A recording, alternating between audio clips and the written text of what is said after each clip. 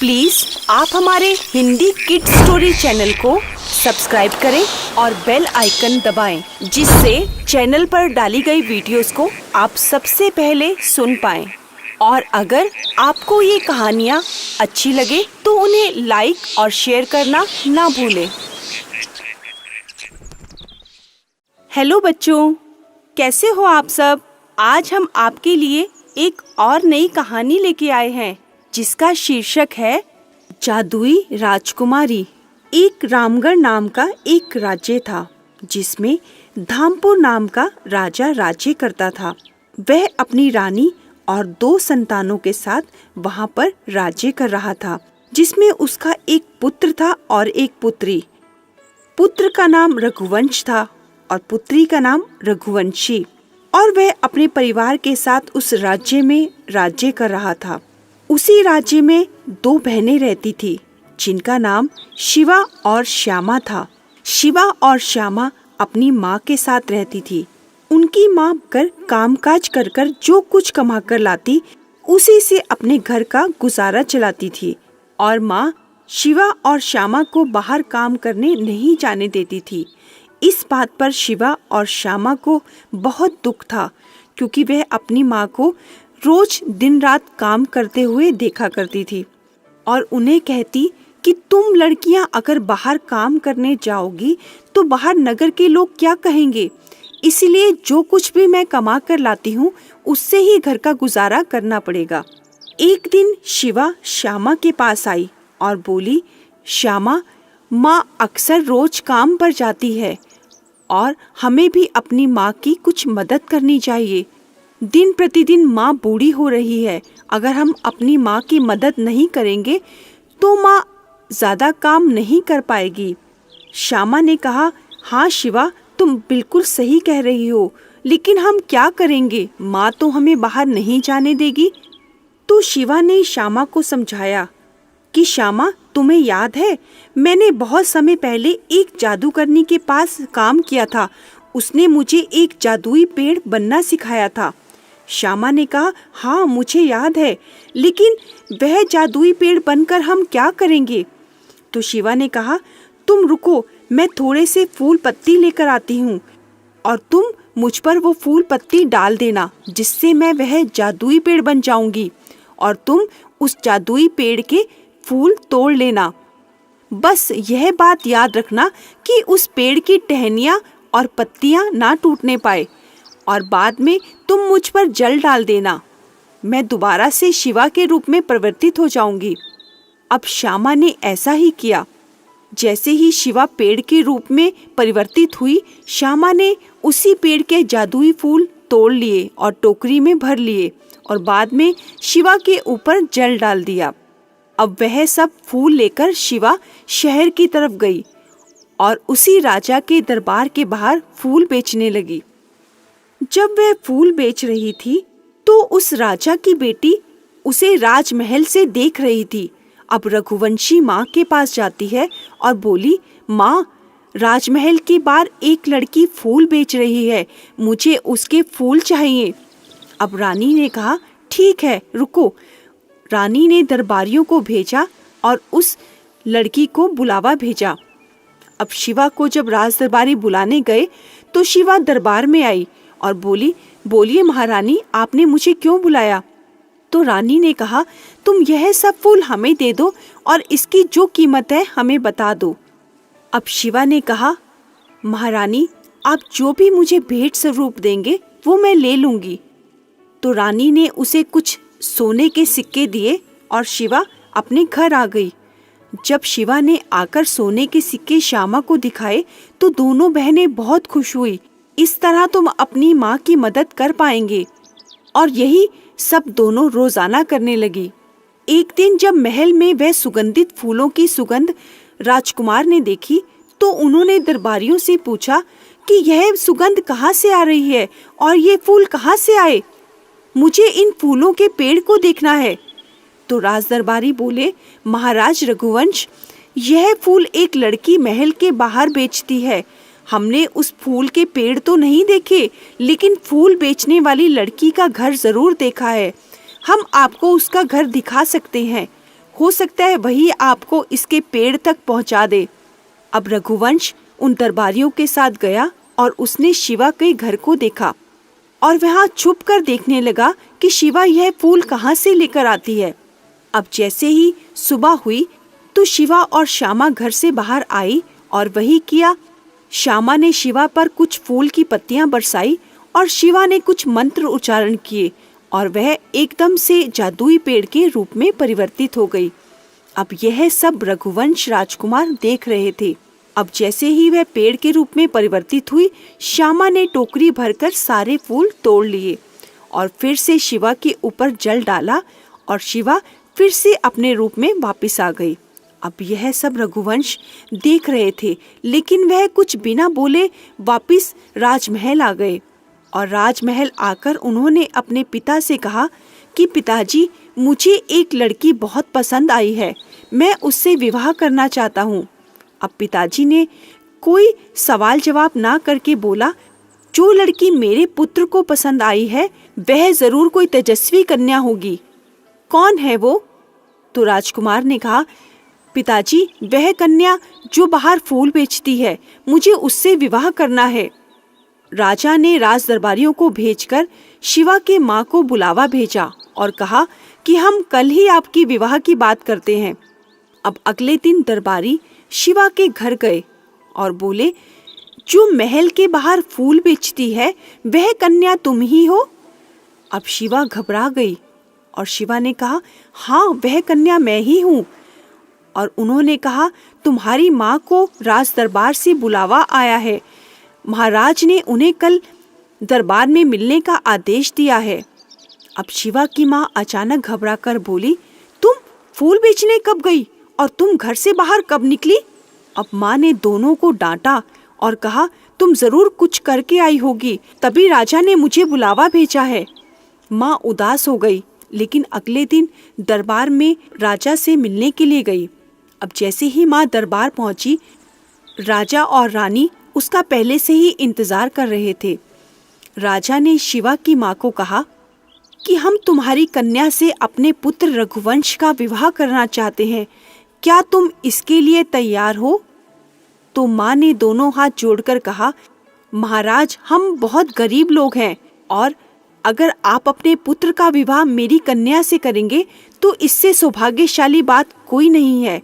तो राजा ने कहा, तुम इस विवाह के लिए तैयार हो? तो माँ ने कहा, हाँ महाराज, मैं तैयार हूँ। तो महाराज ने कहा, ठीक है, तो फिर विवाह की तैयारी की जाए। अब कोई शुभ मुहूर्त देखकर महाराज ने रघुवंश का विवाह शिवा से कर दिया। अब जैसे ही दोनों का विवाह हुआ, अगली रात रघुवंश ने शिवा को कहा, शिवा, मैं चाहता हूँ कि राजमहल पूरा उन्हीं फूलों से महक जाए जो फूल तुम राज दरबार के बाहर बेचा करती थी। अब शिवा घबरा गई और बोली, महाराज, वह फूल मैं रात को कहाँ से लाऊंगी? तो रघुवंश ने कहा, शिवा, जब तुम वह जादुई पेड़ बन रही थी तो मैंने तुम्हारे घर के बाहर से सब कुछ देख लिया था, मुझे यह सब कुछ मालूम है। तो शिवा ने रघुवंश को कहा, ठीक है महाराज, आप कुछ फूल की पत्तियां ले आइए और मुझ पर डाल दीजिए। जब मैं वह जादुई पेड़ बन जाऊंगी तो आप उस पेड़ के फूल तोड़ लीजिएगा, लेकिन यह ध्यान रहे कि उस पेड़ की टहनियाँ और पत्तियां ना टूटने पाए। रघुवंश ने यही किया, उसे बागीचे में ले आए और बागीचे में उसके ऊपर कुछ फूल की पत्तियां डाली और शिवा ने कुछ मंत्र उच्चारण किया और शिवा एक अद्भुत फूल वाले वृक्ष के रूप में परिवर्तित हो गई। अब यह सब कुछ करते हुए रघुवंशी महल की खिड़की से देख रही थी। जब रघुवंशी ने यह सब कुछ देखा तो उसे शिवा से जलन होने लगी। अब यह सब कुछ रघुवंश रोजाना करते थे क्योंकि वह चाहते थे हमारे राजमहल में अद्भुत सुगंध हो। अब शिवा रोज जादुई पेड़ के रूप में परिवर्तित होती और रघुवंश उस पेड़ के सारे फूल तोड़ लेते। जब यह रोजाना रघुवंशी देखने लगी तो एक दिन उसे एक शरारत सूझी। उसने सुबह होते ही वह राजा के पास गई और बोली, पिताजी, क्या मैं शिवा को अपने साथ खेलने के लिए ले जा सकती हूँ? मेरे साथ मेरी कुछ सहेलियां भी हैं। तो राजा ने कहा, हाँ तुम ले जा सकती हो, लेकिन शिवा का खास ध्यान रखना। शिवा को वहाँ का कुछ भी मालूम नहीं है, कहीं शिवा वहाँ से भटक ना जाए। तो रानी ने भी रघुवंशी को समझाया। तो रघुवंशी ने कहा, नहीं पिताजी, मैं शिवा का ध्यान रखूंगी। अब दोनों रघुवंशी की सहेलियों के साथ बाहर बागीचे में चली गई, जो बागीचा राजमहल से काफी दूर था। जब वे बागीचे में गई, वहां जाते ही रघुवंशी ने शिवा से कहा, शिवा तुम उसी जादुई पेड़ के रूप में परिवर्तित हो जाओ ना, मुझे अपनी सहेलियों को दिखाना है वह पेड़, उसके अद्भुत फूल। अब शिवा ने कहा, यह सब तुम कैसे जानती हो? तो रघुवंशी ने कहा, मैंने तुम्हें राजमहल की खिड़की से वह जादुई पेड़ बनते हुए देख लिया था। अब शिवा ने रघुवंशी को समझाया और उसे कुछ फूल की पत्तियां लाने को कहा। बागीचे से रघुवंशी कुछ फूल की पत्तियां तोड़ लाई और शिवा ने बताया कि तुम यह मुझ पर डाल देना, लेकिन ध्यान रहे कि तुम इस पेड़ की पत्तियां और टहनियां नहीं तोड़ना। रघुवंशी ने कहा, ठीक है, तुम जैसा कहोगी मैं वैसा ही करूंगी। अब जैसे ही रघुवंशी ने शिवा पर कुछ फूल बरसाए, तो शिवा ने वही मंत्र उच्चारण किया और शिवा एक अद्भुत जादुई पेड़ के रूप में परिवर्तित हो गई। जैसे ही वह जादुई पेड़ को देखा, उसकी सहेलियां अचंभित हो गई और बोली, अरे वाह, कितना सुंदर अद्भुत पेड़ है। वह हड़बड़ाहट में फूल के साथ साथ उसकी पत्तियां और टहनियां भी तोड़ने लगी। अचानक से बरसात शुरू हो गई और उन्हें घर भागने की जल्दी होने लगी। भागते भागते वह टहनियां और पेड़ की पत्तियां तक सब तोड़ गई और उसके ऊपर कुछ जल डालकर अपने घर की ओर भाग गई।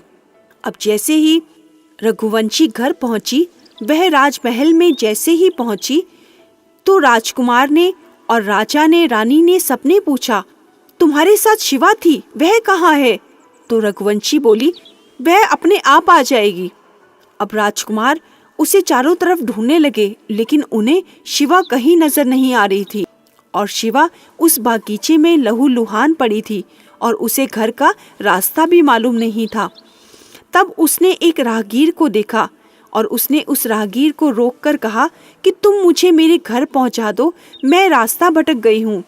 शिवा ने राहगीर को अपने घर का कुछ रास्ता बताया, जिससे उसने उसे उसके घर में छोड़ दिया। अब जैसे ही शिवा अपने घर पहुंची, उसकी माँ उसे देखकर घबरा गई और फिर घर पहुंचते ही शिवा ने सारा हाल माँ को बताया। माँ को बहुत गुस्सा आया। उसने कहा, अब मैं तुम्हें दोबारा राजमहल नहीं जाने दूंगी।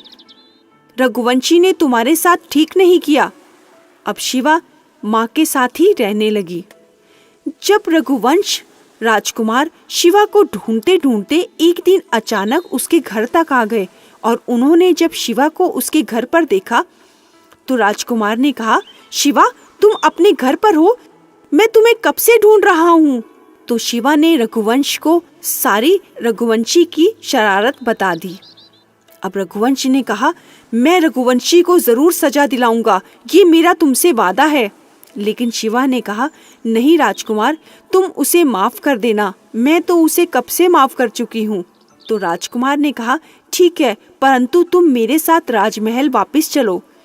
तो शिवा ने कहा, ठीक है, मैं तुम्हारे साथ वापस जरूर चलूंगी, लेकिन तुम रघुवंशी को कुछ नहीं कहोगे। राजकुमार ने भी शिवा को आश्वासन दिया कि हाँ ठीक है, मैं उसे कुछ नहीं कहूँगा। यह कहकर रघुवंशी राजकुमार के साथ राजमहल आ गई।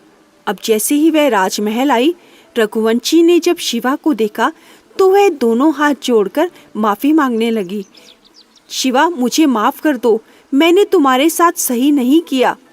अब शिवा तो पहले से ही रघुवंशी को माफ कर चुकी थी। देखा बच्चों, जब हम किसी का बुरा करते हैं या उसके साथ बुरा व्यवहार करते हैं तो इस बात की सजा हमें ईश्वर जरूर देता है। इसीलिए हमें कभी भी किसी के साथ बुरा व्यवहार या बुरा आचरण नहीं करना चाहिए।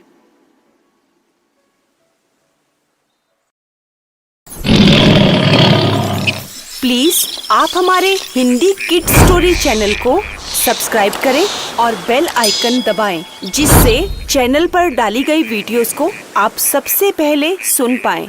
और अगर आपको ये कहानियाँ अच्छी लगे तो उन्हें लाइक और शेयर करना ना भूलें। हेलो बच्चों, कैसे हो आप सब? आज हम आपके लिए एक और नई कहानी लेके आए हैं, जिसका शीर्षक है सौतेली बहनें। एक छोटे से शहर में एक रमेश नाम का एक व्यक्ति रहता था। रमेश का बहुत छोटा सा परिवार था, जिसमें उसकी पत्नी और उसकी पुत्री रिया थी। रमेश बहुत ही व्यस्त व्यक्ति था। उसे अपने व्यापार से इतनी फुर्सत नहीं मिलती थी कि वह अपने परिवार को समय दे पाए। इसीलिए उसकी पत्नी और उसकी पुत्री रिया बहुत ही समय अपने पिता के बिना व्यतीत करती थी। एक दिन रमेश जल्दी ही ऑफिस से घर आ गया और अपनी पत्नी और पुत्री से बोला, क्यों ना आज हम कहीं बाहर पिकनिक मनाने चले? रिया सुनते ही बहुत खुश हुई। पिताजी, आज हम सब बाहर जाएंगे। हाँ, क्यों नहीं, आज मैं जल्दी ऑफिस से घर आ गया हूँ, इसीलिए आज हम कहीं घूमने चलेंगे। यह बात सुनकर उसकी पत्नी और पुत्री बहुत खुश हुए और वह तीनों मिलकर कहीं बाहर घूमने के लिए निकल गए। जब वह लोग बाहर निकले, उन्होंने एक पार्क में जाकर खूब अच्छे से पिकनिक मनाई, खाया पिया और खूब मनोरंजन किया। और अब शाम होते ही रमेश ने रिया से कहा, रिया, अब बहुत समय बीत चुका है, अब हमें घर की ओर चलना चाहिए। तो रिया बोली, हाँ पिताजी, चलिए अब हम घर चलते हैं। तो फिर तीनों वापस घर की ओर चल दिए।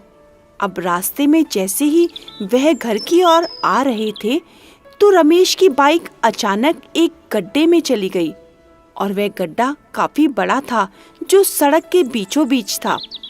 और रमेश को वह अचानक से दिखाई भी नहीं दिया और एकाएक रमेश की बाइक उस गड्ढे में चली गई और बाइक गड्ढे में जाने की वजह से रमेश उसे संभाल नहीं पाया और वह तीनों सड़क पर गिर गए।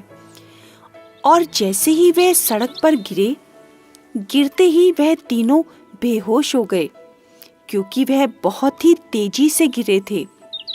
अब तेजी से रफ्तार में एक ट्रक उस सड़क से गुजर रहा था और वह ट्रक वाला अपने आप को संभाल नहीं पाया और वह रमेश और उसकी पत्नी के ऊपर से निकल गया, जिससे उस ट्रक ने उन दोनों को कुचल दिया। अब तीनों को उठाकर लोग उन्हें हॉस्पिटल ले गए। अब जब रिया को हॉस्पिटल में होश आया, तो उसने अपने मामा और मामी को अपने पास खड़े देखा। जब उसने मामा और मामी को अपने पास देखा, तो वह एकाएक चौंकते हुए बोली, मामा जी, पिताजी और माँ कहाँ हैं? वह ठीक तो है ना? मामी ने रिया को संभाला और बोला, रिया, तुम ठीक हो ना? तुम्हें ज्यादा चोट तो नहीं लगी? नहीं मामी, पहले आप ये बताइए, पिताजी और माँ ठीक तो है ना? अब मामा जी ने बताया कि नहीं रिया, इस सड़क दुर्घटना में तुम्हारे माता पिता की मृत्यु हो चुकी है। अब रिया ने जैसे ही यह सुना, वह एकदम चौंक गई और बोली, मामा जी, नहीं, ऐसा नहीं हो सकता, यह कैसे हो गया? और वह बहुत तेज तेज रोने लगी, क्योंकि माँ से रिया का बहुत अधिक लगाव था। अब वह उसे याद कर कर चिल्ला चिल्ला कर रोने लगी, माँ, ऐसा क्या हो गया और ऐसा कैसे हुआ? एकदम से अभी तो हम लोग सब घूम कर आ रहे थे और ये सब अचानक क्यों हो गया? कैसे हो गया माँ? कहाँ चले गए तुम लोग? मुझे अकेला छोड़ दिया माँ तुमने। अब मामा और मामी ने रिया को संभाला और उसे चुप कराकर डॉक्टर की अनुमति लेकर रिया को अपने घर ले आए। लेकिन रिया इस दुर्घटना से बहुत चुप हो चुकी थी। वह एकदम शांत सी रहती थी और किसी से बात भी नहीं करती थी। अब मामा और मामी उसका हमेशा ध्यान रखते थे, उसे अपने बच्चों से भी अधिक प्यार करते थे। मामा जी की एक पुत्री थी जिसका नाम सुमन था। अब जब सुमन ने अपने पिता का लगाव रिया की तरफ अधिक देखा तो सुमन भी रिया से जलने लगी और वह उससे चिढ़कर रहती थी, क्योंकि उसे लगता था मेरे माता पिता मुझसे अधिक रिया से प्यार करने लगे हैं। अब रिया को वह नापसंद करती थी, क्योंकि उसे रिया खलने लगी थी। रिया बहुत ही शांत प्रिय लड़की थी। वह अपनी शांति से हर काम करती, क्योंकि माता पिता का उसे बहुत अधिक सदमा लगा था। अब मामा मामी रिया का बहुत अधिक ध्यान रखते थे। मामा जी ने रिया का स्कूल का एडमिशन भी सुमन के ही स्कूल में करवा दिया।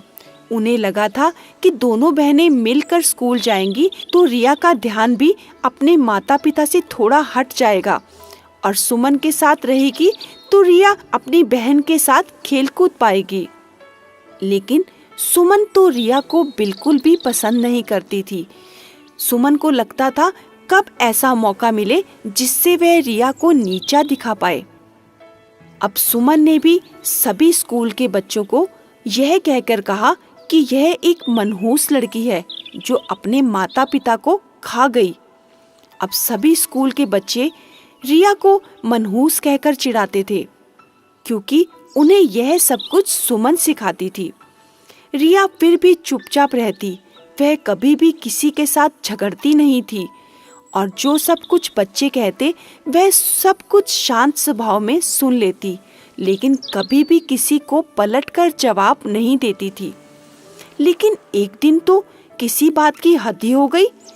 उसके स्कूल के कुछ लड़के उसके पास आए और बोले, ए मनहूस, क्या कर रही है? अब रिया फिर भी शांति से अपना खाना खाती रही, क्योंकि स्कूल का लंच टाइम चल रहा था। अब वह लड़के फिर एकाएक बोले, अरे ए मनहूस, क्या कर रही है? ये तो मनहूस लड़की है, और तेज तेज हंसने लगे। और हंसते हंसते उन्हें एक शरारत सूझी और अपनी क्लास में जाकर वह एक कैंची उठा लाए, जिससे वह रिया के बालों को काटने लगे। अब रिया अपने बालों को छुड़ाकर उनसे बचने लगी, लेकिन वह दोनों रिया के बालों को झपट कर पकड़कर सारे बालों को उन्होंने काट दिया और उसे गंजा कर दिया। अब रिया ने जब अपनी हालत ऐसी देखी तो रिया से यह सब कुछ बर्दाश्त नहीं हुआ। वह तेज तेज रोने लगी और बोली, माँ, तुम कहाँ चली गई? देखो, आज तुम अगर मेरे पास होती तो शायद मेरी यह हालत नहीं होती। अब रिया से यह सब कुछ बर्दाश्त नहीं हुआ और वह स्कूल से भागकर बाहर आ गई और रोती रोती एक कुएं की तरफ गई। उसे लगा, आज मैं अपने आप को मार दूंगी, मुझे यह नहीं रहना, मुझे अपनी माँ के पास जाना है। क्योंकि माँ का रिया से बहुत अधिक लगाव था और रिया का भी माँ से लगाव था। रिया चिल्लाते हुए और माँ को याद करते हुए उस कुएं की तरफ दौड़ी और बोली, आज मैं अपने आप को खत्म कर दूंगी, मुझे अपनी माँ के पास जाना है, मुझे यहाँ नहीं रहना माँ, मैं आपके पास आना चाहती हूँ। अब ये क्या? जैसे ही रिया कुएं में कूदने के लिए उसके पास आई, तभी एकाएक रिया की माँ की आत्मा उसके पास आ गई और बोली, रिया, यह तुम क्या कर रही हो? अब जैसे ही रिया ने अपनी माँ को खड़े हुए देखा तो रिया चौंक गई और बोली, माँ, तुम यहाँ? तुम कहाँ चली गई थी माँ? तुम मुझे अकेला छोड़कर चली गई? देखो, इन लोगों ने मेरी क्या हालत कर दी। तुम मेरे पास वापस आ जाओ माँ, तुमने मुझे अकेला छोड़ दिया।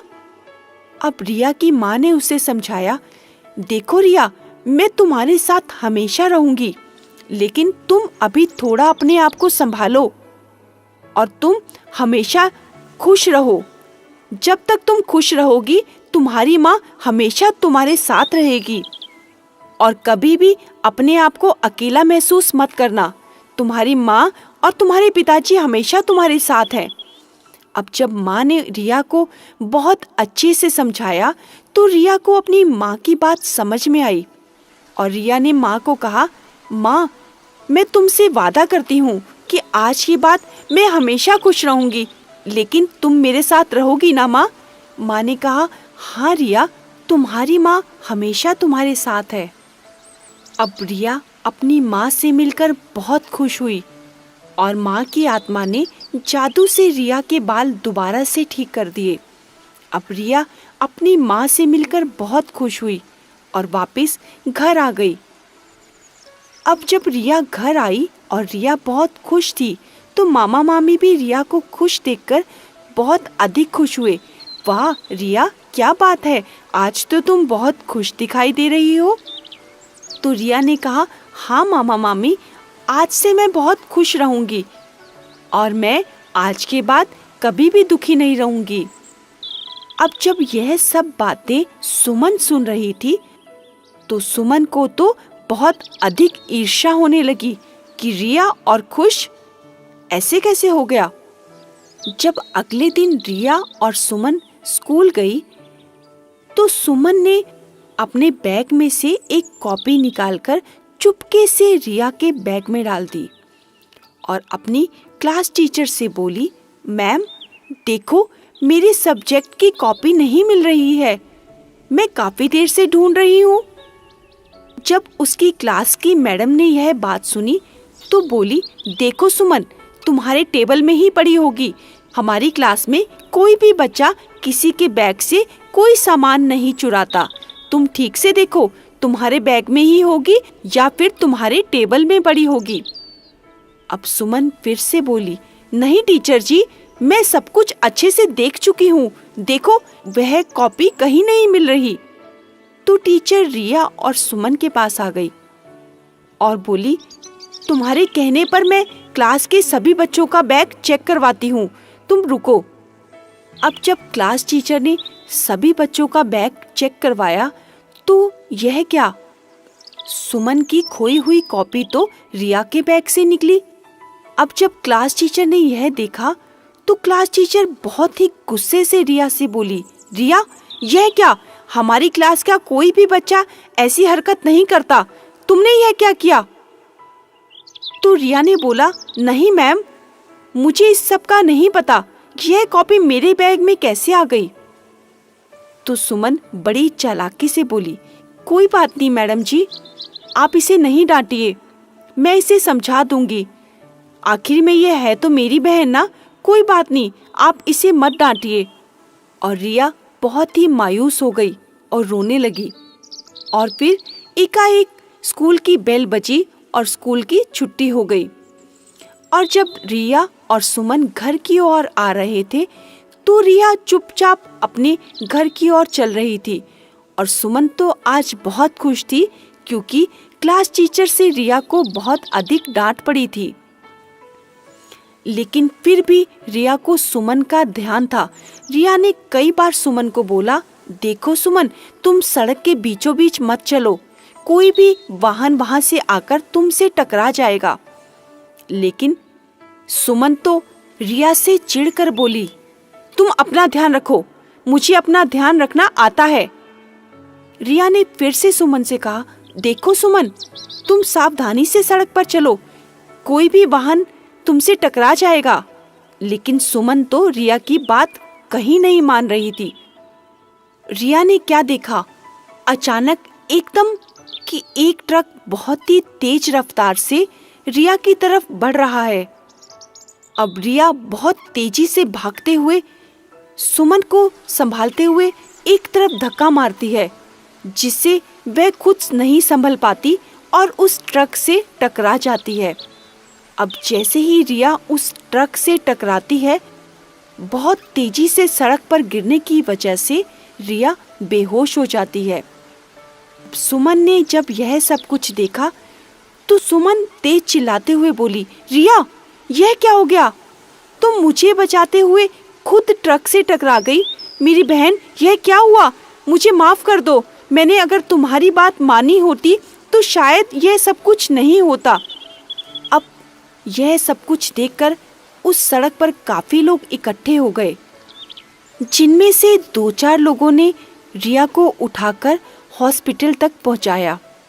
और जब रिया बेहोश हालत में हॉस्पिटल में बेड पर लेटी हुई थी, तो एकाएक रिया की माँ की आत्मा आती है और रिया से बोली, रिया ये कैसे हो गया बेटा? रिया ने आंखें खोली और जब सामने अपनी माँ की आत्मा को देखा तो रिया रोने लगी और बोली, देखा माँ, तुम मुझे अकेला छोड़कर चली गई ना, तो यह सब कुछ हो गया। तो माँ ने रिया से कहा, नहीं बेटा, मैं तुमसे कभी दूर नहीं हूँ, मैं हमेशा तुम्हारे साथ हूँ। तुम सुमन की बड़ी बहन हो ना, सुमन का हमेशा ध्यान रखना। तुमने जो कुछ भी किया बहुत अच्छा किया, लेकिन तुम्हें भी सुमन का और अपना दोनों का ध्यान रखना है। और माँ ने जादू से रिया की सभी चोटें ठीक कर दी और माँ फिर से रिया को समझाकर वापस चली गई। तभी हॉस्पिटल में मामा और मामी सुमन के साथ आ गए और सुमन रिया को गले लगाकर रोने लगी। रिया, तुम ठीक हो ना? मैंने तुम्हारे साथ क्या क्या नहीं किया, फिर भी तुमने अपनी बहन होने का फर्ज निभाया। मुझे माफ कर दो, आइंदा से मैं ऐसा कभी नहीं करूंगी। मामा मामी भी उन दोनों बहनों का प्यार देखकर बहुत खुश हुए। देखा बच्चों, रिया एक समझदार और सुलझी हुई लड़की थी, क्योंकि रिया की माँ उसे हमेशा अच्छी बातें समझाया करती थी। इसीलिए हमें भी अच्छी संगत और अच्छे विचारों को ही अमल में लाना चाहिए।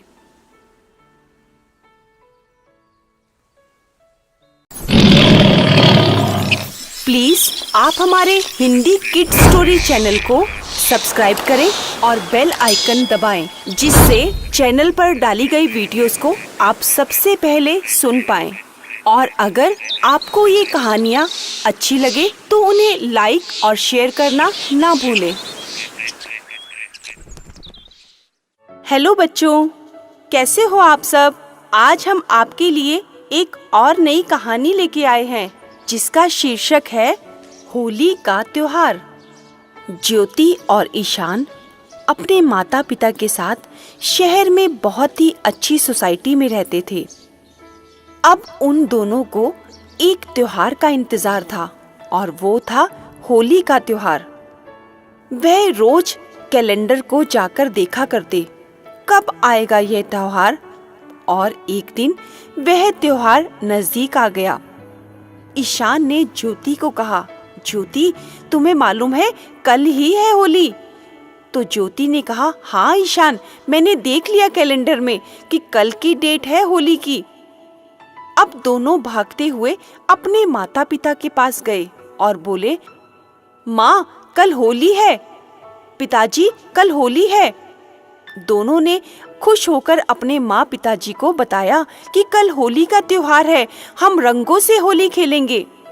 तो माँ और पिताजी ने बोला, हाँ, तुम तो हमेशा रंगों से होली खेलते हो, तो फिर इस बार नया क्या है? तो ज्योति और ईशान ने कहा, नहीं माँ, हमें हर बार की तरह माथे पर तिलक लगाकर होली नहीं खेलनी, हमें बच्चों की तरह रंगों से होली खेलनी है और सारे रंग लगाकर होली खेलनी है। अब माँ और पिताजी एक दूसरे की तरफ देखने लगे और उन्होंने सोचा, अगर बच्चों का इस बार मन होली के रंगों के साथ खेलने का है तो हमें इन्हें मना नहीं करना चाहिए। तो माँ और पिताजी ने कहा, ठीक है, तुम इस बार रंगों के साथ होली खेल लेना। बस यही सुनते ही ज्योति और ईशान तो कूद पड़े और बोले, वाह, मजा आएगा, कल होली का त्योहार खेलेंगे, कल हम रंगों से होली खेलेंगे। यह कहकर वे रात को सो गए और अगले दिन ही होली का त्योहार था। अब सुबह उठते ही दोनों ने माँ से रंगों की जिद की और माँ ने एक प्लेट में काफी सारे रंग उन दोनों पर भर के दिए और कहा, लो, तुम लोग खेल लो होली के रंगों से। अब दोनों एक दूसरे पर रंग डालने लगे। होली है भाई, होली है, रंगों वाली होली है। दोनों ने एक दूसरे पर रंग डालकर दोनों को एक दूसरे ने रंग दिया। अब दोनों मस्ती में खेल रहे थे, तभी घर की बेल बजी और देखा तो सामने से पड़ोस वाली आंटी अपनी बिटिया के साथ आई थी और वे होली की मुबारकबाद देने आई थी और उनकी पुत्री रिया भी उनके साथ थी। अब जैसे ही उन्होंने घर में प्रवेश किया और दोनों ने मिलकर कहा, आपको होली का त्योहार मुबारक हो। अब ईशान और ज्योति के माता पिता ने भी उन्हें अंदर बुला लिया और कुछ खाने पीने के लिए परोसने लगे। और बच्चों ने तो रिया को घेर ही लिया और बोला, रिया, आज हम रंगों के साथ खेलेंगे। रिया थोड़ी सी डरपोक लड़की थी, वह डर गई। उसने कहा, मुझे रंग नहीं पसंद, तुम मुझ पर रंग मत डालना, मुझे रंगों से एलर्जी है, मैं कभी रंगों के साथ होली नहीं खेलती। लेकिन यह क्या, ज्योति और ईशान ने तो जबरदस्ती उसको रंग डाला और कहा, नहीं रिया, आज तो हम तुम पर रंग डालकर ही छोड़ेंगे। और उन्होंने जबरदस्ती रिया पर सारे रंग डाल दिए। और जैसे ही अपने आप को रंगा हुआ देखा तो रिया तेज तेज रोने लगी और बोली, क्यों डाला तुमने मुझ पर रंग, मुझे रंग नहीं पसंद। और जैसे ही माँ पिताजी ने उसकी आवाज सुनी तो वह दौड़कर बाहर आए और उन्होंने रिया को रोते हुए देखा तो उन्होंने ज्योति और ईशान को बहुत डांटा। उन्होंने कहा, यह बात गलत है बेटा, तुमने रिया पर क्यों रंग डाला। अब यह सब देखकर पड़ोस से आई हुई आंटी अपनी पुत्री रिया को लेकर वापस अपने घर चली गई और फिर वह दोनों फिर से खेलने लगे। होली है भाई, होली है, रंगों वाली होली है। और एक दूसरे पर फिर से रंग डालने लगे। अब उनको तो कोई और चाहिए था जिसमें वह रंग डाले। तभी उनकी निगाह अपने घर के टॉमी पर पड़ी और वह आराम से मस्ती में सो रहा था। उसे कोई परवाह नहीं थी होली के रंगों की। लेकिन यह क्या, ज्योति और ईशान ने तो टॉमी को भी नहीं छोड़ा और उन्होंने जबरदस्ती टॉमी पर भी रंग डाल दिया। वह बेचारा इधर उधर भागने लगा, लेकिन उन्होंने उसको पकड़कर उसके ऊपर सारे कलर्स डाल दिए। अब जैसे ही टॉमी की आंखों में थोड़ा सा गुलाल का रंग गया, उसकी आंखों से पानी निकलने लगा और वह तेज तेज भौंकने लगा, चिल्लाने लगा। और उसकी आवाज सुनकर माँ पिताजी कमरे से बाहर आए और जैसे ही माँ पिताजी ने टॉमी को चिल्लाते हुए देखा, उन्हें बहुत अधिक गुस्सा आ गया। उन्होंने ज्योति और ईशान को बहुत अधिक डांटा। उन्होंने कहा, बेटा, तुम्हें बिल्कुल भी तरीका नहीं है होली खेलने का, यह क्या कर रहे हो तुम? तुमने उसके ऊपर रंग क्यों डाला? अब यह सुनते ही तो दोनों रोने लगे, तेज तेज चिल्ला चिल्ला कर रोने लगे। पिताजी, माँ, आपने हमें क्यों डांटा? अब माँ ने बड़े ही प्यार से ज्योति और ईशान को समझाया, देखो बच्चों, जब हम होली का त्योहार खेलते हैं तो हमें बड़ी ही सावधानी से खेलना चाहिए। हमें दूसरों को परेशान कर कर कभी भी रंगों का त्योहार नहीं खेलना चाहिए। तुम्हें मेरी बात माननी होगी। पहले तो तुम्हें कभी भी किसी को जबरदस्ती रंग नहीं डालना। अगर वह मना करता है तो तुम्हें उसे रंग दोबारा नहीं डालना। और दूसरा, जानवरों के साथ हमें कभी भी होली नहीं खेलनी चाहिए, क्योंकि वह इन चीजों से अनजान है और उनकी आंखों में कभी भी यह रंग जा सकता है और उन्हें नुकसान पहुंच सकता है। इसीलिए तुम्हें ये सभी बातों का ध्यान रखना होगा, तभी हमारी होली अच्छी मनाई जा सकती है। और दोनों ने, ज्योति और ईशान ने, माँ पिताजी की बात को माना और कहा, ठीक है माँ, हम आपकी बात का ध्यान रखेंगे और हम रंगों से ही होली खेलेंगे और हम किसी को भी नुकसान नहीं पहुँचाएंगे। देखा बच्चों, होली का त्योहार रंगों का त्योहार है, लेकिन हमें कभी भी किसी को नुकसान पहुंचाकर यह त्योहार नहीं खेलना चाहिए, तभी हमारी होली अच्छे से मनाई जाती है।